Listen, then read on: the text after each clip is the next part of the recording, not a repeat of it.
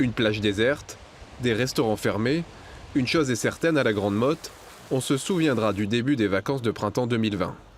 Mais pas pour les bonnes raisons. Un début de saison difficile pour ce restaurateur. Il a même choisi d'arrêter la vente à emporter. Pas assez rentable. Ça m'inspire un peu de la tristesse. C'est dur de regarder d'être là à rien faire alors qu'on pourrait travailler comme il faut, quoi. C'est des poids moyennes, ça peut faire 2500 € sur une petite journée. En centre-ville de Montpellier, même constat. Pour les hôteliers, le confinement s'apparente à un cauchemar qui devrait encore durer. D'après le comité régional du tourisme d'Occitanie, on dénombre déjà 58% d'annulations pour le mois de mai, 32% en juin et 18% en juillet. Des chiffres impossibles à rattraper, même si ceux de l'arrière-saison sont plutôt rassurants pour l'instant.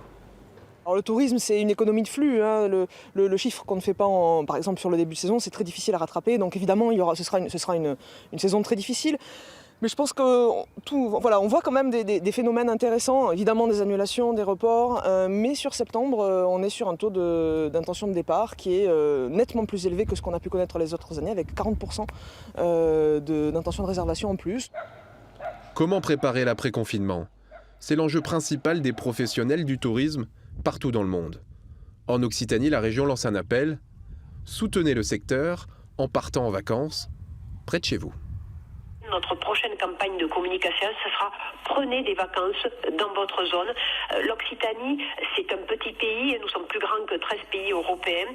Ce sont 13 départements, c'est mer et montagne et c'est surtout une qualité touristique, un tourisme qui est durable et qui met en valeur la nature et l'environnement. Avec près de 110 000 employés, le secteur du tourisme est le deuxième pourvoyeur d'embauche dans la région.